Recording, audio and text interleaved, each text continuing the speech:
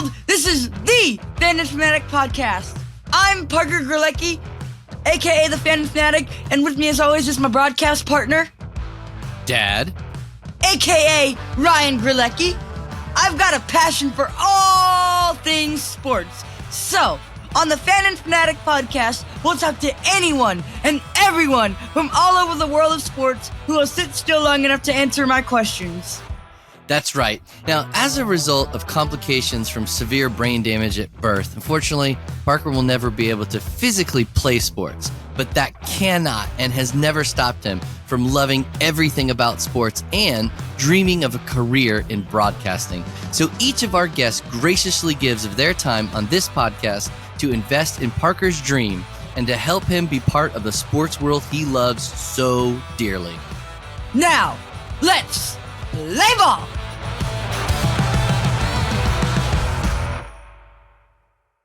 Welcome back, Fanatic Addicts. I would like to introduce you to Mr. Kevin Ohme. So, what's going on, Parker? How you doing? Good. So, Kevin, please tell everyone who you are, where you're from, and your connection to the world of sports.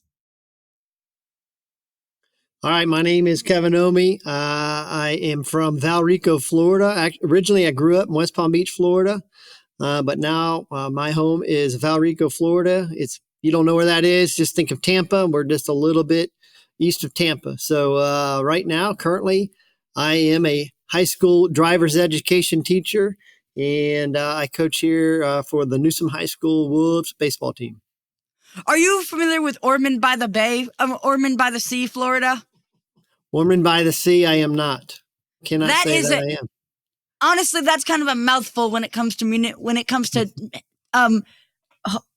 wait, what's the word? When it comes to names of like municipalities or settlements, I mean, that's a mouthful when it comes to settlement names. Most people are probably just familiar with Ormond Beach, which is right there next to Daytona Beach. Ormond Beach. I thought that's where you'd be going, but you know what? There's places in Florida. I've lived here my entire life, and there's still places here I've never been to. So yeah, Dad, is it Ormond by the Sea? Ormond by the Bay? What is it? Ormond by the Sea. I grew up in Daytona Beach, and only remember Ormond Beach. So never mind. I think I butchered it. Okay, so let's back up and please tell everyone where you went to college. Well, I started out. Grew up and where you went to college. So where did you grow up? I grew up in West Palm Beach. Went to a high school called John I. Leonard High School right there in Lake Worth, Florida. And then I started out in junior college, went to Indian River Community College. I think it's Indian River State College or whatever it is now. Played 2 years there and then went on to the University of North Florida and played a couple of years there. Go Ospreys.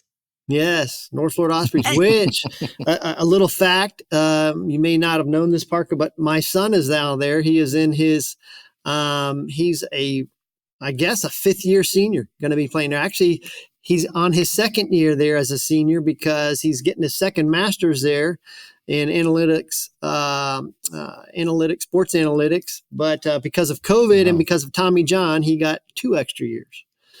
So where did you say you went to college? You went to high school because you kind of John I. Leonard. John I. Leonard. Uh-huh. All right. What did you do after college?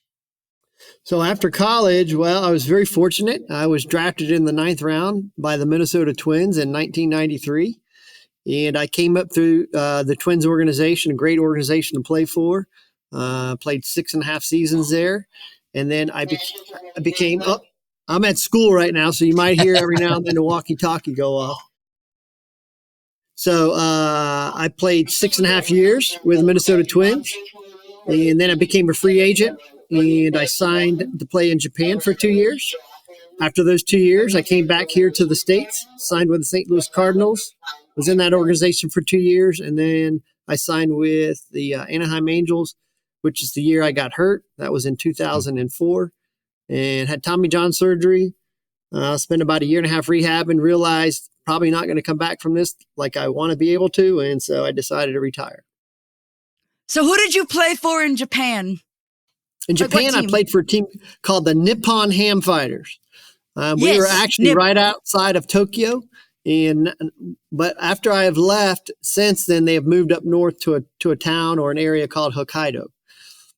Was that in the NPB, Nippon Professional Baseball League? That is correct. And is it called why is it called the Nippon Professional Baseball League or whatever? Is it because Nippon's all just the another teams name are for Japan. Yeah, Nippon is just another name for Japanese. you played for the Japan-Ham Fighters? Absolutely. And do you know what that was? Who owned the team? It was a meat manufacturing company.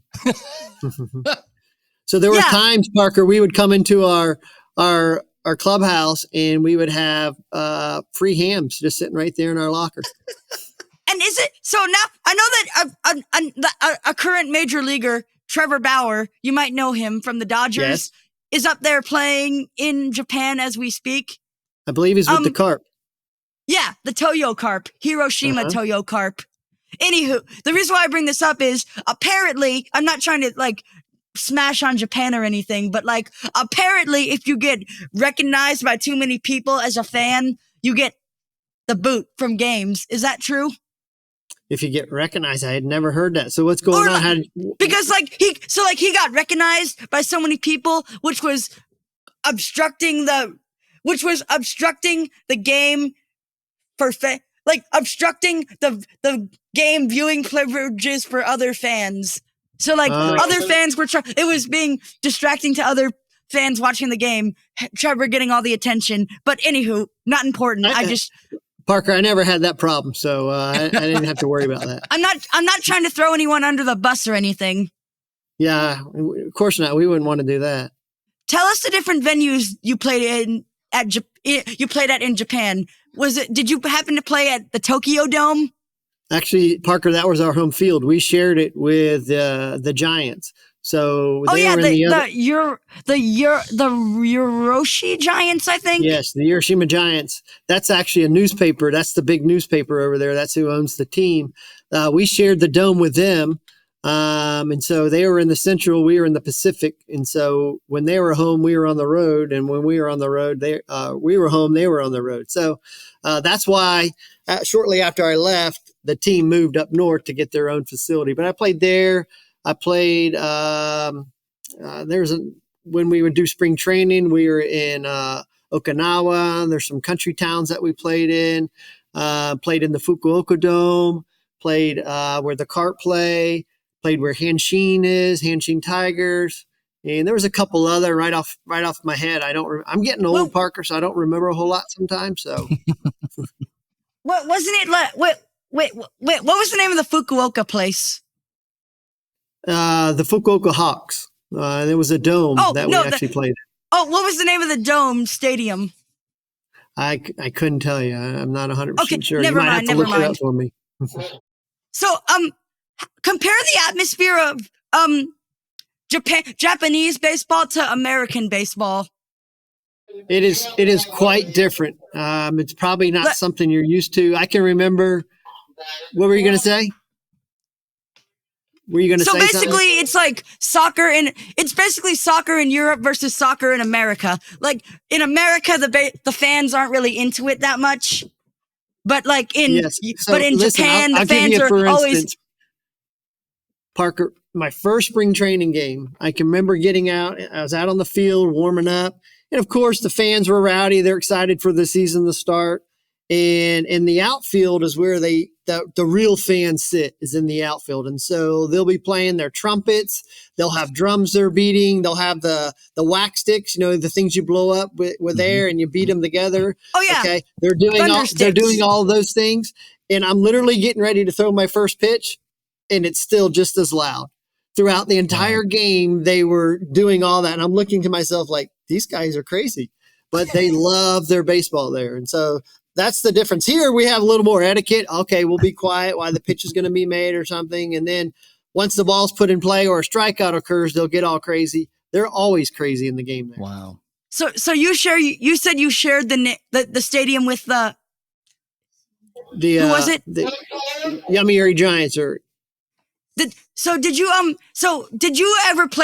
team ever play the Giants in the season? Not during the regular season because they didn't have interleague play, but we did play them. We did play them in spring training. We played them. We went to this country town. We must have drove for about 3 hours, Okay. And then out of the blue, this stadium, which holds about 40,000 people, shows up. I mean, in the middle of this country town. Imagine if you were driving in the middle of a country town area like in Atlanta or whatnot, and then all of a sudden this 40,000 seat stadium shows up. I'm sorry for all this talk about Japanese baseball. I'm sorry. Okay, that's all right. But because it's not about, because it's about you here. So anyways, back to you. What position did you play? Well, I was a left-handed pitcher. Mm-hmm. Out of all your experiences, what was the greatest moment or memory?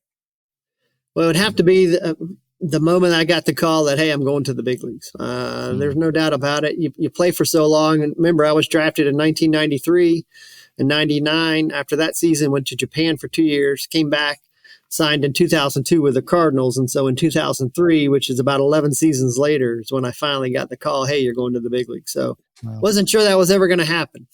So you played for the Cardinals, the Twins,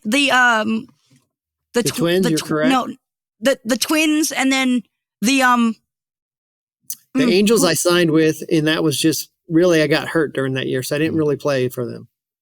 I was with them, but I didn't play. Parker, I want to go back to something. So you mentioned that, that greatest moment was getting that call. Where were you? Like what were you doing when you got that call? It was so memorable. So cool thing about this was, I played with the Cardinals in 2002, was only, and really that was just by my sheer perseverance and not giving up. 2002, I had come back from Japan. I had an internal injury, not because of baseball, but differently. I got sick over in Japan. So I kind of, after that season, knew they weren't going to ask me back. So when I came back, there really wasn't a whole team's interested in me. They didn't. You fall off the table a little bit when you go over there, especially if you don't perform like you should perform. And so I just made phone call after phone call after phone call, finally got the opportunity by the Cardinals. They gave me a chance, and I pitched all of 2002 with them in AAA. They wanted to sign me back, but my stipulation was I'm not coming back unless you invite me to big league camp. That wasn't on the table at first. Finally, they agreed to it, so I signed back with them. And in 2003, I really had a good spring training. I went the entire spring training, had about 12 or 13 outings, and it didn't give up a run until my last outing with them. So 3 days prior to the team breaking, the big league team breaking, I was sent down to AAA. But one of the things Tony La Russa told me was, hey, you be ready. You deserve to be on this team, but we just don't have enough room for you. So a week later, fast forward a week, they've already played a couple games. We are up in Memphis getting ready. Our season is about to start. We're on the field doing some pitching fielding practice, but we had a huge jumbotron. So we were watching the Cardinals game while we're doing our PFP, and the player who actually beat me out was a guy named Lance Painter. He had 5 years experience in the big leagues. That's why he beat me out. He's pitching in the game. We're watching the game, and there's a ball hit the first base. He has to go over to cover first, and he pulls his hamstring. And he's on the ground. They have to carry him off the field, and everyone looked at me like, you're going to the big leagues, dude. And sure enough, Did you say, Go ahead. No, you finish. Sure enough, what were you saying? So that evening, I get called into the coach's office, and he said, you saw what happened. They made the call. You're going to the big leagues. And, wow. And until you hear those words from them, you'd feel like, of course, you have to feel this way, that you belong, you deserve to be there. But until it actually happens, you're not sure it ever is going to happen. So it was pretty cool. That's great. So you said you played for Memphis, the Redbirds, right? Correct. Minor league baseball teams, some of them have pretty ridiculous names. Do you mind if I rattle off a few? Absolutely. I played for some of them. Or played against a lot of them. How about this one? The New Orleans Baby Cakes. Baby Cakes. And see, here's the thing, too, Parker. I've been out of it for so long, and the names have changed. I probably don't even know any of these teams. So you got to tell me them all. Go ahead. The Savannah Sand Gnats. Sand Gnats. The Sand That's Gnats. a new one. Okay. Do they still have the sand nuts? So they have the sand nuts and the bananas? No, Dad. No, Dad. Hold on. So the sand nuts folded. The banana. I think the sand nuts folded. The bananas were established, and then the bananas became the exhibition. The exhibition team nowadays. We all know and love nowadays. Got it. We're actually Okay, going anywho. to this fall. Hey, go back to the bananas, Parker. We're actually this fall, our team, we are actually going to do a 4-team tournament, and we're going to play the Savannah banana rules in our tournament. Oh, that's awesome. We're going to have a lot of fun with that. Okay. So, do you remember your first thought when you first stepped on mound in your first MLB game? I sure do. My heart was probably pounding about 1,000 beats per minute. I was very excited, and I'm warming up, and I'm in Milwaukee. We're playing the Milwaukee Brewers, and I knew a lot of the guys on their team. I'd faced them in the minor leagues, but you're in the big leagues now. And I can remember, Parker, my first pitch. Do you know how far it is from the pitcher's mound to home plate? How far is it? No, no. It is 60 feet, 6 inches, right? And the catcher sits probably another 2 to 3 feet behind that. So you got to throw the ball about 63 feet. My first pitch, Parker, went about 59 feet. Okay. Wasn't a very good pitch. Okay. And so that right then and there, I had to step back and tell myself, hey, you've done this a million times before. Relax and have fun. And after that, it was it. That was good. So when you pitched, did you pitch against any legends, like any current legends, former legends, or legends nowadays that were not legends at the time, but are pretty much legends nowadays? For the Brewers at that time, probably their big hitters. You may not remember them. Maybe a lot of people don't. They had a guy named Jeff Jenkins, really good hitter. Had a guy named Richie Sexton. Had a couple other players. John Vanderwall played right field for them, but they didn't have the big players. Now, I'll tell you what, for our team, Parker, we had some legends on our team. And when I took the mound, and I have Albert Pujols playing first base. Wow. And do you know who was inducted to the Hall of Fame this year? Scott Rowland. Wait, what is it? What was his nickname? El something rather? Well, they called him the Machine. No, Albert Pujols. Oh, Pujols. Yeah, they called him the Machine.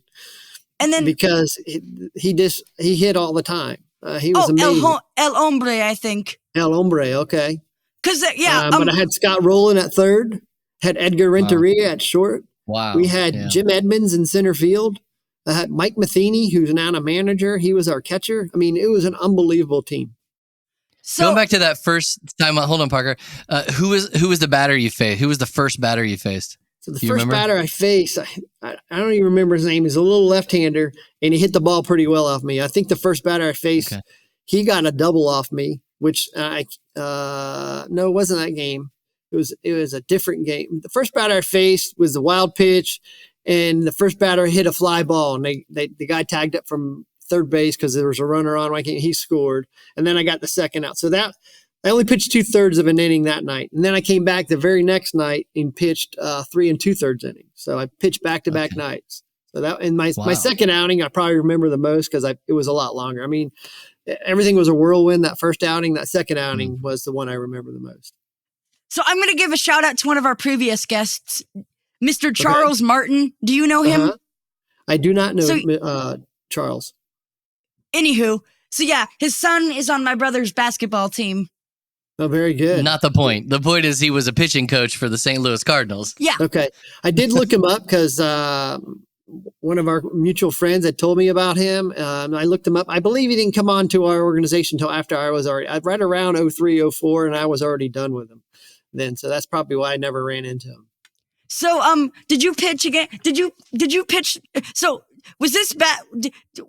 Sorry. So, that's right. So I'm a big collector, and one of those things happens to be pocket schedules. And one of the ones I have is one from the Toronto Blue Jays from back in 1997. And I noticed that the Braves weren't on there. So I asked my grandfather, and he said that, that was because that back in the day, they didn't play any interleague games.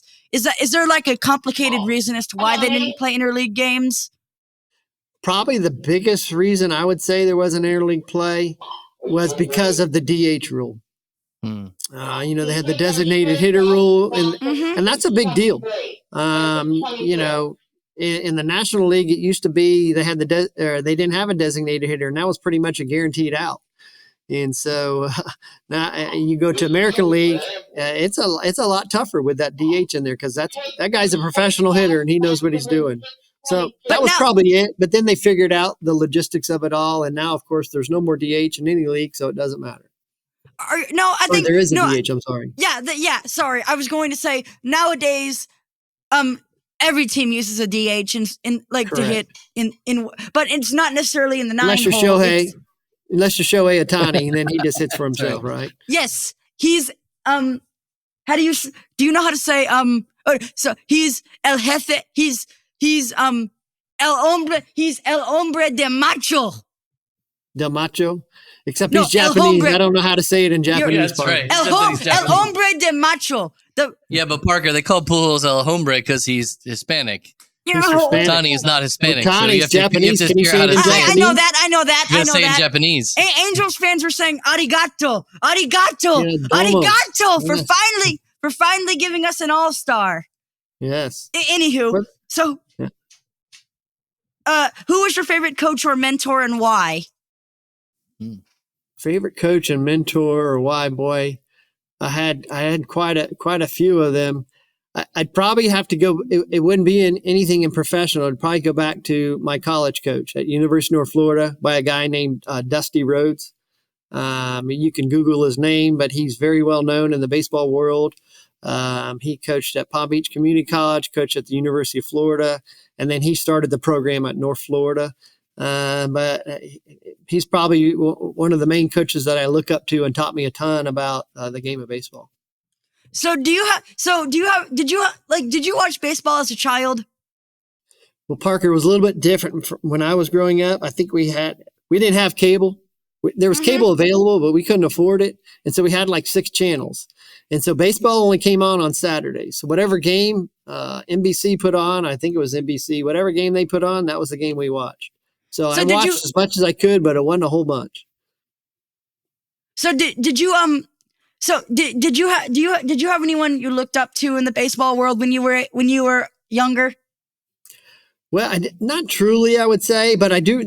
One of the names that probably sticks out the most to me because it just seemed every time I turned on the game, the Pirates were playing, and I just remember Dave Parker. I used to love watching Big Dave Parker come to the plate, and man, could he swing that bat? And so somebody like that is probably the names that I remember most. So you never played for the Pirates, right? I never played for the Pirates. No, I did not. Okay, so I'm gonna kind of move through these questions kind of rapidly because. Okay, so what is your favorite stadium as a fan? As a fan, that's a tough one. Well, we've been to quite a few. I've been to Wrigley. I've been to, as a fan, I've been to Boston Stadium. But probably I would say where the Mets play. What is that? Citizens Park or City Field? Citizens Bank Park is in Philadelphia. Yeah, Citizens Bank's in Philadelphia. Been to that one, but Citizens Field, City Field. I love that field. Just the feel of it. It's very family orientated. You can take your family. You can walk around the entire concourse, and it's just very family friendly. I love that park. Fun fact: City is also a bank. So okay, so I don't use it. That's probably why you kind of got mixed up. I'm sorry. Yeah, that's all right. Oh no. Okay. And then wait, what about as a player? Favorite stadium as a player? We will be meeting in the PCR. As a player, probably one of the coolest fields I've been to would probably be Wrigley Field. Just the nostalgia of it. I was out there. I never got to pitch there, but just to be out there shagging during batting practice up against the Ivy, and just that's something that we watched growing up in college and all that because they always played day games. They didn't have lights all the time, so we got to watch their games a lot. And so probably Wrigley Field. So who do you think is the GOAT in your sport? The greatest of all time, the creme de la creme, the best of the best? Ooh, that's pretty tough to say who's the best of all time. I mean, you hate to put that tag on somebody, but right now it's hard to argue about Ohtani and what he's doing. He's doing it from both sides. Yeah. He's doing it as a batter and as a hitter. But for me, probably growing up, I'd have to say Albert Pujols and just what he's been able to do. El Hombre. Yes, El Hombre. Any other stories you think our listeners would like to know? Well, let's go back to my second outing with the Cardinals against the Brewers. It was pitched the first night, 2/3 came in. The next night, our team was not doing that well, and so they brought me in early again. And so when I was pitching, of course, they do what they call a double switch when I come in. So whoever was made the last out the inning before, they'll take him out of the game. So the pitchers were hitting at that time. That way they could get a couple innings out of me and I wouldn't have to hit. Well, I'm doing pretty well. I end up pitching the rest of the fifth. I pitched the sixth and I pitched the seventh. And we come up to hit in the eighth. My position in the batting order was going to come up, and I figured there's no way I'm going to hit. I mean, I haven't hit since high school. There's just no way. And lo and behold, I come in and I go up to one of the other pitchers and I said, hey, my position in the batting order is coming up. I'm probably not going to hit him. And he's like, you never know. But you're pitching, you're throwing pretty well. He wants to save the bullpen. You better grab a bat.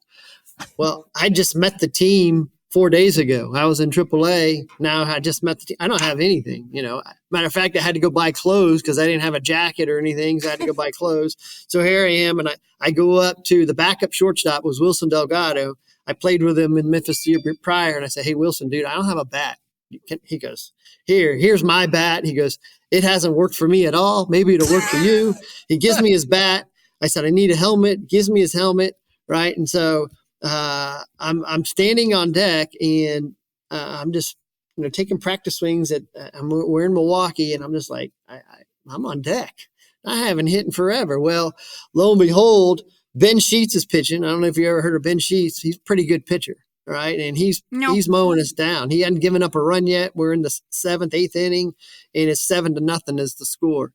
But to start the inning, one of our guys, what's his name? Eduardo Perez, who does commentating now on the MLB Network and ESPN. Eddie Perez, right? Eddie Perez, yes. He hit a home run. Well, then the next guy, Ben Sheet, walks. That was the guy prior to me. Well, the pitching coach goes out to talk to Ben, and I'm thinking, well, are they taking him out? What's going on? I think the pitching coach was just trying to tell him, hey, if they let this guy on deck hit, he's a pitcher they just called up. He's made his debut. He's just throw him right down the middle. You're going to get him out. And so I'm still looking back at the dugout as I'm walking to the plate thinking, hey, Tony, it's me. You're going to let me hit? Really? And he didn't call me back. So I'm thinking to myself, okay, Ben Sheets is out there. You better swing at the first pitch because he's known to have a really good curveball, Parker. And if I saw a curveball, I would have no chance. So I told myself, swing at the first pitch. Sure enough, thankfully, Ben Sheets hit my bat, and I got a base hit to right field. And so here I am on first base. I haven't hit since high school. And I'm 1 for 1 now in the big leagues. And another, I don't know if you know this fact, Parker, but I have a 0 ERA. So I'm one of only 2 players in the history of the game that has 1,000 batting average and a 0 ERA. That is awesome. So I love how you said that Ben Sheets hit my bat. Yeah. I know. Go ahead. No, yeah. It wasn't me hitting the ball. Ben Sheets hit my bat. He threw it right down the middle for me. So I was very thankful for that. I don't know of Ben Sheets, but I know of Gavin Sheets. Do you know Gavin Sheets? I do not know. Maybe it's his son. I don't know. Okay. You have to look that up and find that out. So do you have a sporting event that is on your bucket list of sporting events that you haven't attended yet? Sporting event that I haven't attended is, it's funny. My wife and I were just talking about this. There might be a couple. My wife and I, when we retire from teaching, we would like to go to England and see Wimbledon. I think Wimbledon would definitely be a bucket list. And also maybe like the British Open or something like that would be just something fun to see. And maybe a Premier League game or two, because let me allude back to the atmospheres. So the Premier League had their inaugural summer series event, a series of games that took place like earlier this month, and they had 2 in Atlanta, and I went to them. The first atmosphere was kind of a dud, but the second atmosphere, because the only reason why the first atmosphere was a dud was probably because it was 2 teams that no one in the Premier League cares about. The only people that cared about the 2 teams that played in the first game were probably the fans of the 2 teams. And then the second, okay, sorry, I'm going to move on now. So On this podcast, we're all sports fanatics. So the last question we ask, as a fan, what do you think is the all-time greatest moment in sports? Wow. As a fan, that's a big question, man, because sports entails just a ton of things. Probably for me, though, just because at the time I grew up in it, in the middle of it, was just watching Michael Jordan play. Man, Michael Jordan and just what he was able to do on the basketball court and winning all those championships, and just how he did it, just the determination and just the fight and perseverance that he showed. I think he's somebody that a lot of people look up to, and what he did at the highest level is pretty darn good. Do you remember when David Freese hit that double in the playoffs a few years back? I sure do. As the great Joe Buck said, Texas. We will see you tomorrow night. Yes. Yes. Okay. It was a slider, I believe, and he hit it to the right center field fence. That was an unbelievable hit. Thank you so much, Mr. Ohme, oh my.